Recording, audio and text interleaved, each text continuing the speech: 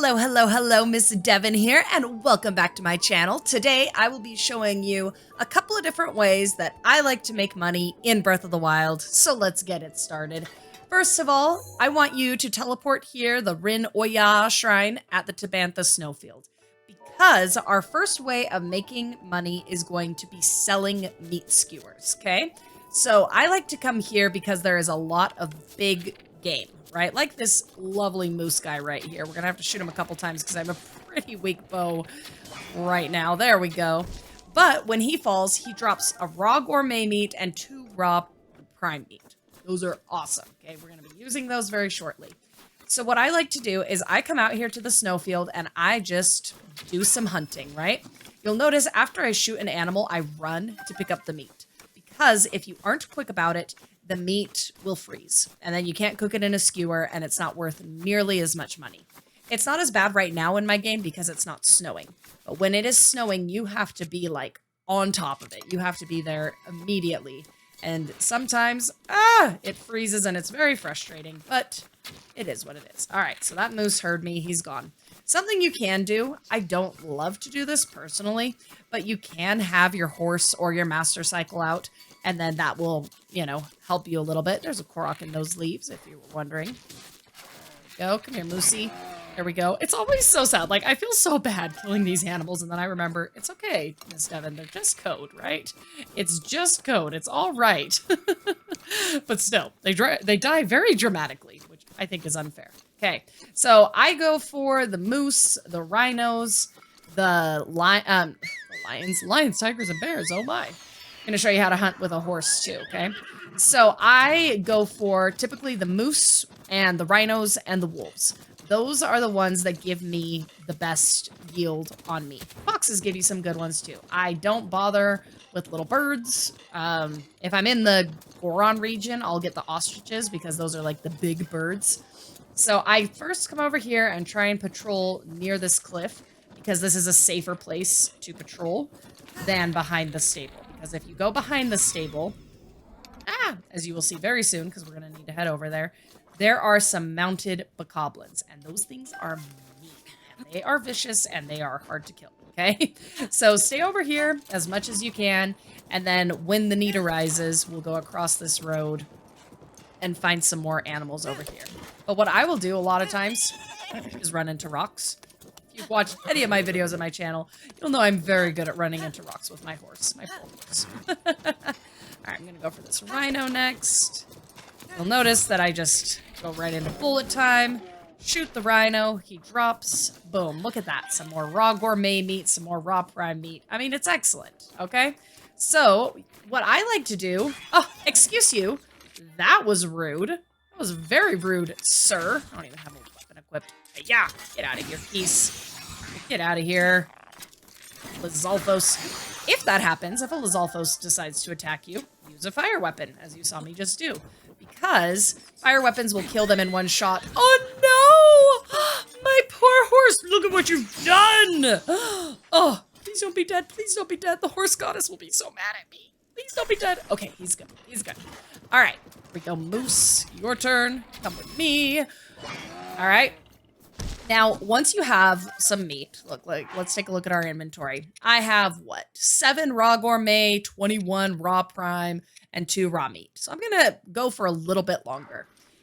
But this is how you do it. You just want to go hunting, and I hunt whenever I need food. I will hunt until I have, like, 30 of each, which it seems like that'll take a long time, but it actually really doesn't. It goes by pretty quick because these animals all drop 2-3 pieces of meat, right? Let's go for this wolf. Landed before I could shoot. Go away. These are the worst, aren't they? Like, how come they exist? Go away. I do not like you, Geese. Do not like you, Sam I am. I do not like geese, eggs, and ham. There's a Yiga now. Oh, and Dinral. Hey, Dinral, what's up, friend? If you're wondering who that dragon is, that is Dinral. And I have a video all about how to get dragon parts from her. So, check it out if you're ever wondering, what is that flying dragon and how do I use it in the game? Got distracted by the Yiga. Come here. There we go. Got a better bow, though, so that was worth it. we go. Also got some bananas and some monies. Speaking of money. The Yiga knew we needed cash. They were like, oh, they need money. I'll go help them out. All right, we'll get our horse back over here, and we're gonna hunt for just another minute or two, because I want to have... hunting at night is the worst, guys. If you are hunting at night like I am, just take the time. Make it daytime. You'll have a lot less trouble from enemies like geese and stall creatures, okay? So I'm back here at the stable. And now I'm going to show you how I cook the meat up, okay? The best way to do it is keep it by type, right? So I have 7 raw gourmet meat. I'm going to cook these in a skewer of 5. And cook. Ta-da! Also a great meal to have, okay? So I'm going to show you the differences between each of them, okay? And then I have a raw prime meat, which I'm going to cook. Gives us another meat skewer. Obviously not as many hearts. The first one was full recovery. That one was a little less. And I'm going to combine these two. Raw bird drumstick is the same thing as raw meat, basically. They're interchangeable, okay?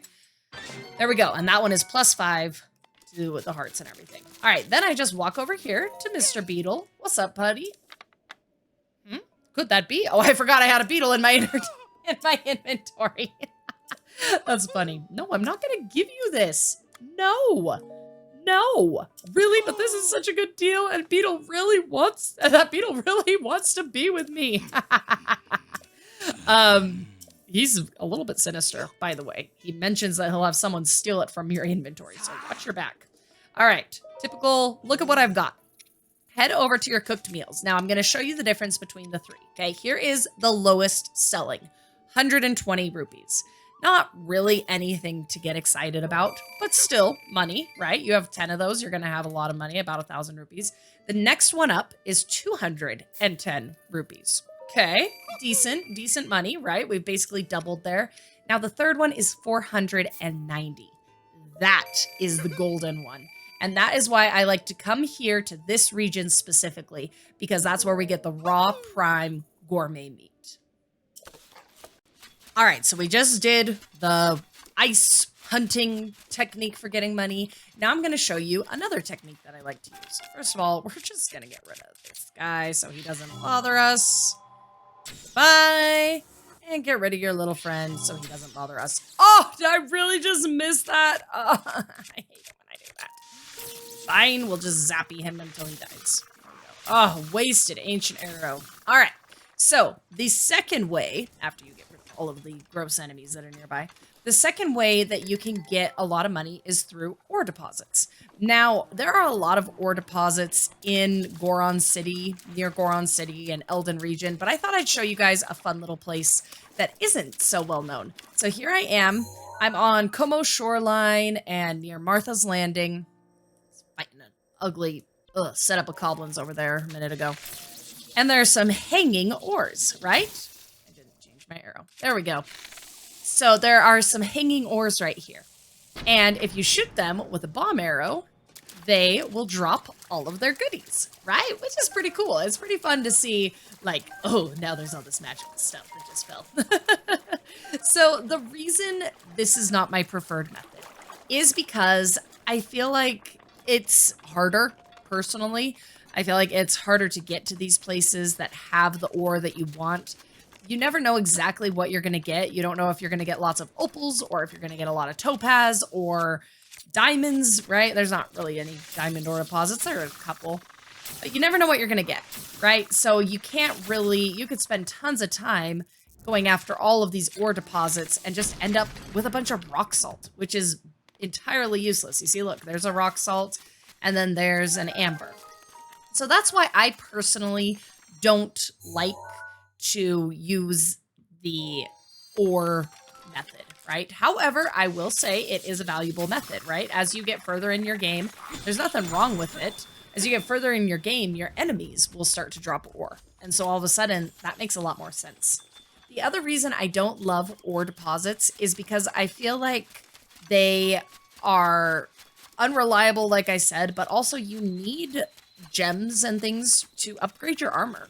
And so I'm always so hesitant to sell my gems because I'm like, well, what if I need topaz or what if I need opal and then I just sold it all, right? meat is much more expendable. Okay, so we're gonna head over to Beetle. We're gonna keep it consistent. Beetle is our merchant today. We're gonna head over to Beetle and see how much he is willing to pay for the ore that we just got. Okay, we have made it to Beetle here at Highland Stable. We are gonna sell some ore to him and just kind of compare prices. Now remember, it was 120, 210, and 490, right? If I wanted to sell him some amber, it's only selling for 30, right? So I'm gonna have to sell quite a few of these to even get to that 190. Now, opal is gonna be worth a little bit more, 60. Topaz, that's where the good stuff's at, right? 180. But it's also rarer and harder to get. Rubies, 210. Absolutely. Rubies are great to have, great to sell, and diamonds are worth 500. But again, diamonds, if you ever lose your champion's weapon and you want it back, you are going to need a diamond to craft it, okay? Rubies are used in a lot of upgrades. So I'm always so hesitant, just so hesitant to sell these, okay? The third way that I like to sell and make money is with monster parts, okay? Now these common ones, they're not worth anything, right? 3, 10, 15, nothing, right? As you get more rare items like bokoblin guts, those are worth 20, that's decent.